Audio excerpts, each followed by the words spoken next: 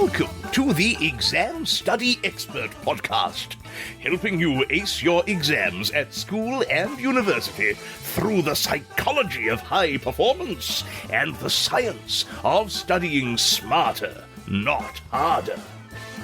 It's my pleasure to introduce your host, the Cambridge-trained memory psychologist and exam success coach, William Wadsworth.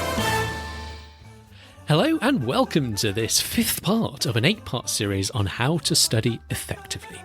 Remember, if you haven't already, I'd highly recommend catching up on episode 66, the 6 Pillars of Student Success, which was the first instalment in this 8-part audio course. And that's because episode 66 introduced many of the most important principles I'm going to be referring back to throughout the rest of this series of episodes, including today's. So feel free to go back, check out episode 66 if you haven't already, and I will see you back here once you've done that. So, today, we are talking about practice questions and past exam paper practice.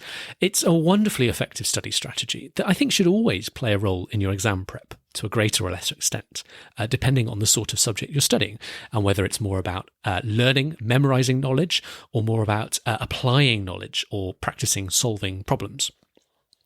So if it's a more sort of knowledge-based subject where it's more about memorization, knowing your stuff, learning facts, you perhaps might rely a little less on practice questions. Perhaps you'll sprinkle a few in, a bit of paper practice early on in your study process to give you a good sense, for example, of how you'll be tested and the sorts of things you'll need to know.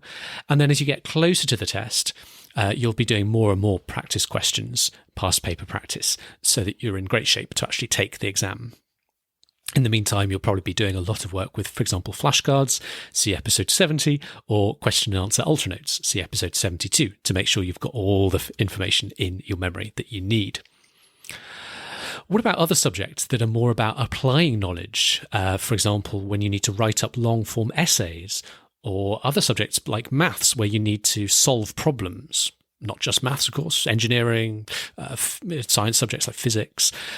For these kinds of subjects, essays and maths problems, you'll be wanting to do plenty of practice questions right from the beginning of your studies. So, why bother with doing practice questions at all? Well, I think there are 3 main reasons. So, reason number 1, practice questions are a fantastic way to do retrieval practice. As you'll remember from episode 66, and indeed many conversations throughout the podcast archives, if you're a long-time listener, retrieval practice is, I think, hands down the most important principle for learning faster and remembering more. Retrieval practice simply means testing yourself on what you know. This incredibly powerful and perhaps slightly counterintuitive process by which when you pull information out of memory, you really powerfully cement and consolidate your memory of that information in your memory. So when you're doing practice questions, assuming you've got your books closed, which is what I definitely recommend, you will be having to pull information out of memory in order to answer the questions. But there's more to it than that. So the second big benefit is that practice questions do more than just sort of checking you know your stuff and helping you do some retrieval practice. They also give you really valuable practice at using your knowledge, applying your knowledge in the exact way your examiners will be testing you on the day.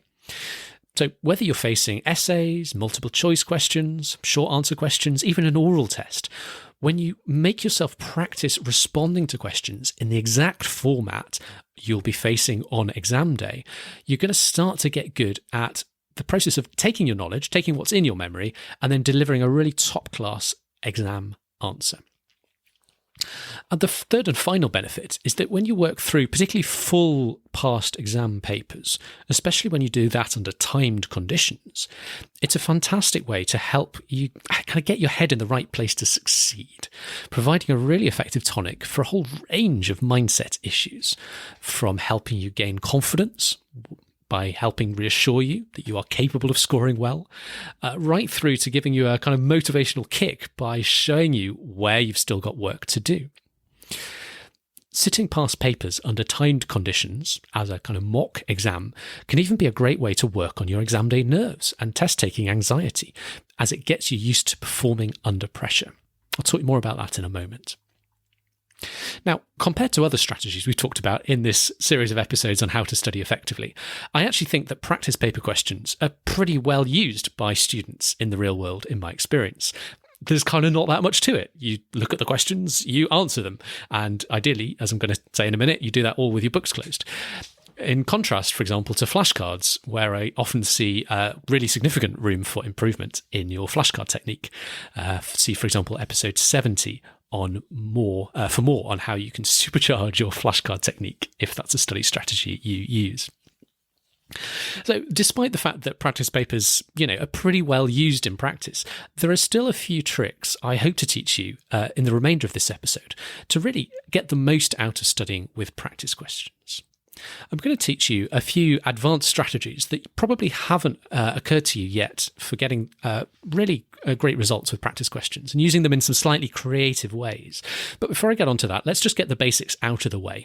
So if you are using practice questions to study for exams, and you probably should at some point, I would almost always recommend using the following two-step process. So really simple. Step number 1, attempt the question to the best of your ability, perhaps under timed conditions, as I said, especially as you get closer to the exam, and do all that with your notes and books firmly closed, ideally well out of arm's reach, probably in a different room if you can, so that you're not tempted to have a peek. And remember, at this stage, it's absolutely fine to guess if you're not sure. Just put down whatever you think it might be the right answer, even if you're not 100% confident.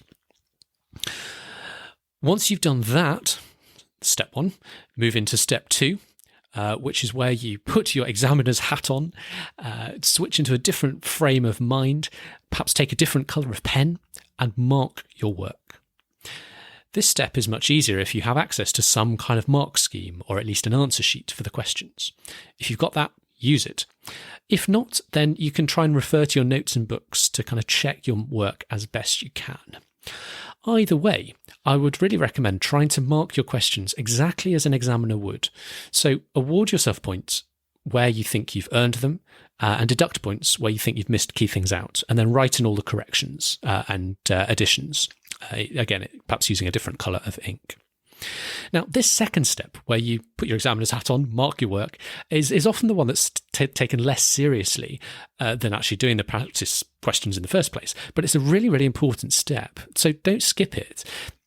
It's vital for helping you identify and learn from your mistakes, which is a key part of the retrieval practice process. You need to know what you got wrong in order to learn from it.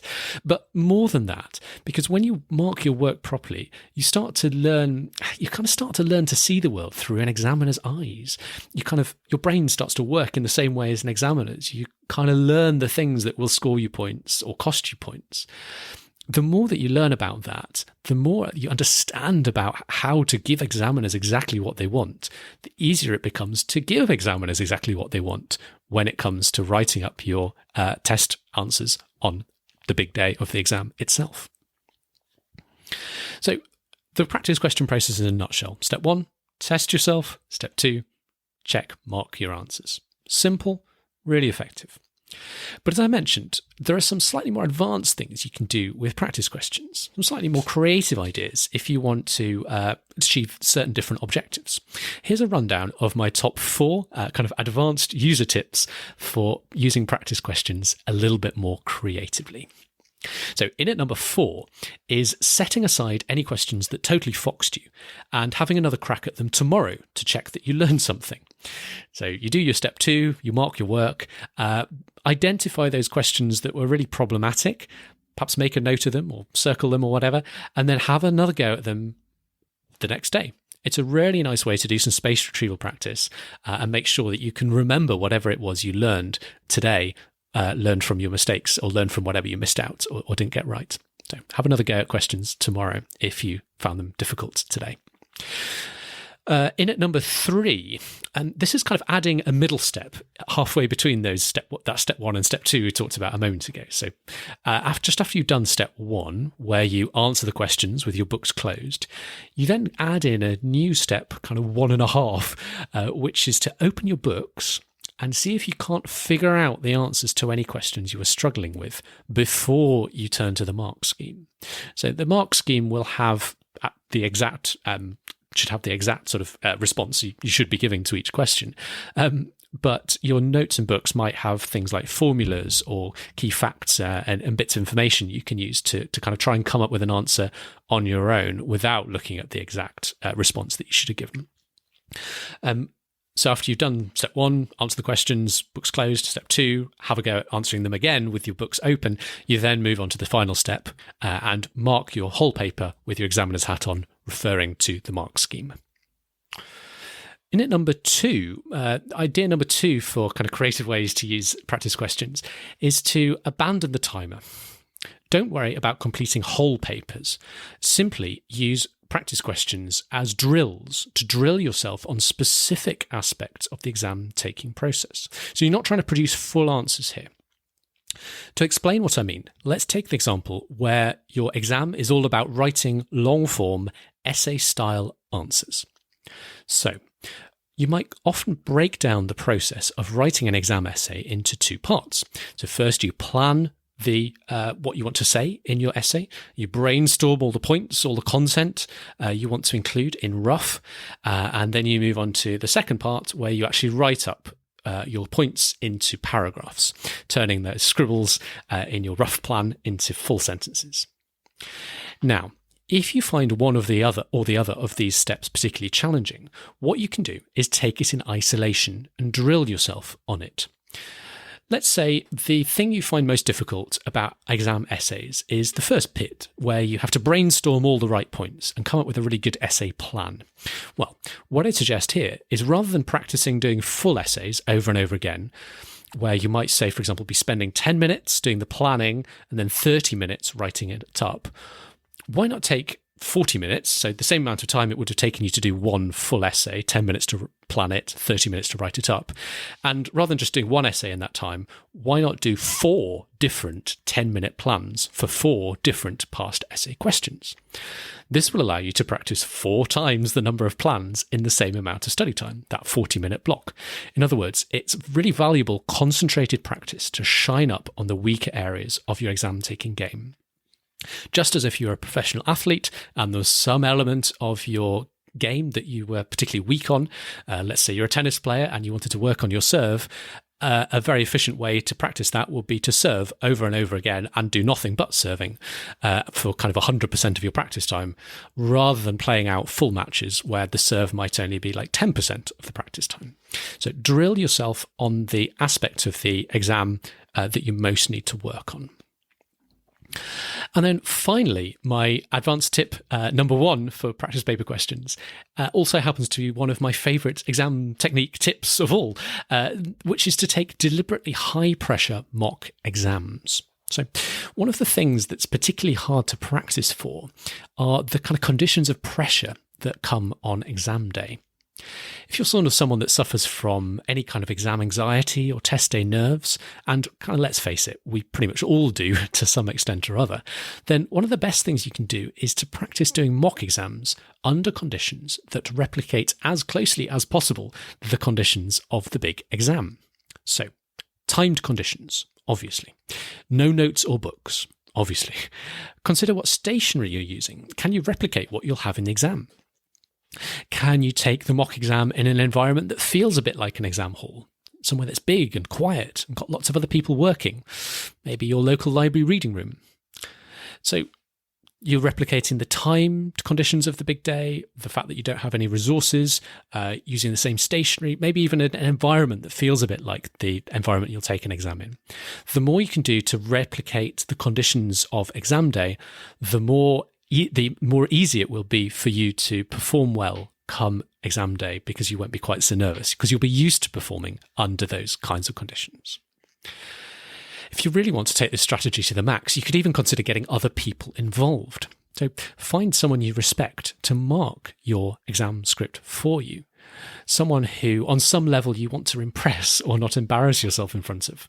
Perhaps a tutor or a teacher, or maybe even just a peer who you could exchange papers with and mark each other's.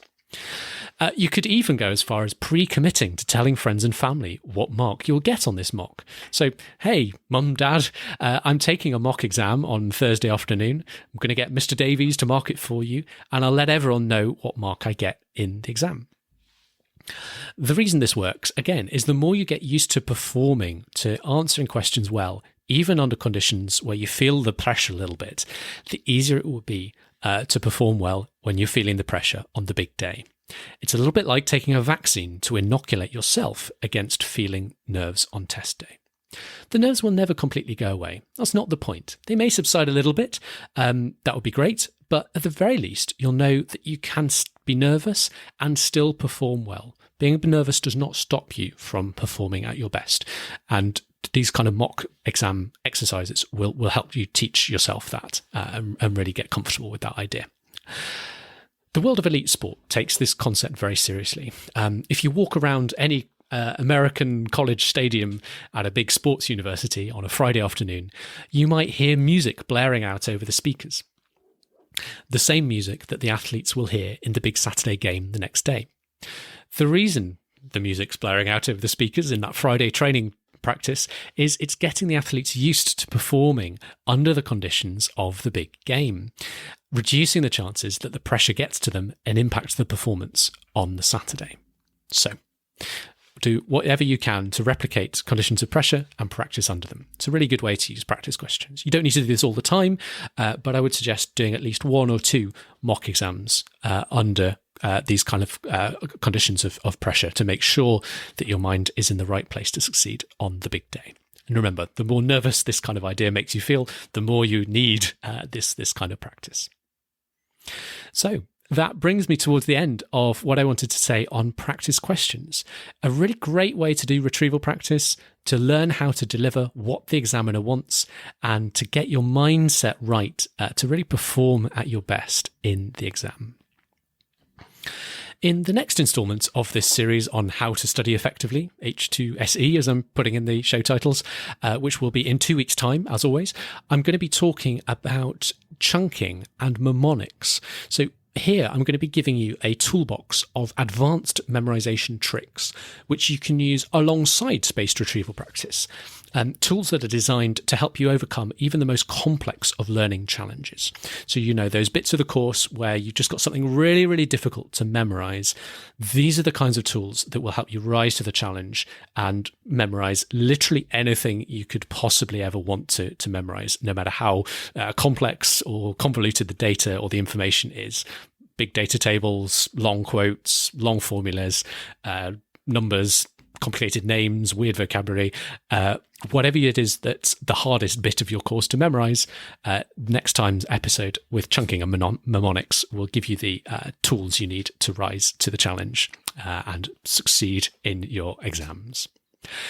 And before that, do join us next week to meet podcast listener Charlie for the next instalment of our Student Stories series. You'll be hearing how Charlie rose to the challenge of learning vast amounts of information in just a few short months for his law exams. Pretty interesting episode. I do hope you'll be able to join next week for that. And finally, just before I leave you today, I just wanted to share a little update and let you know that Exam Study Expert Study Strategy Coaching is accepting new clients again.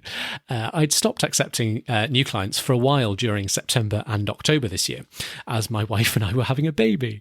At the time of recording this broadcast for you, our beautiful little daughter is just 3 weeks old and bringing us ever so much joy in our lives, and perhaps just a little less sleep than normal. But it's a really wonderful time, and I'd taken some time away from Exam Study Expert in these early weeks to kind of concentrate on family life. But as we are broadcasting now, things are fully back to normal, and my doors are once again wide open if you'd like some personalised help and support in designing and optimising your study strategy so that you can study smarter, feel less stressed, get more done in less time, and ultimately perform at the very top of your game come exam day. If you work together with me on your study strategy, we will cover all aspects of your study game. Whatever it is you need to work on in order to really maximize your success. We might talk about the study strategies that are going to be the right ones for you and your course, and helping you really maximize your technique within your chosen study strategy. We might be talking about exam taking strategies to really maximize your score on your tests. We might be talking about your mindset, might be helping you maximize your energy, find extra productivity, focus and concentrate harder, or perhaps just agreeing a really good study routine, helping you get the right routine in place and supporting you in sticking to it.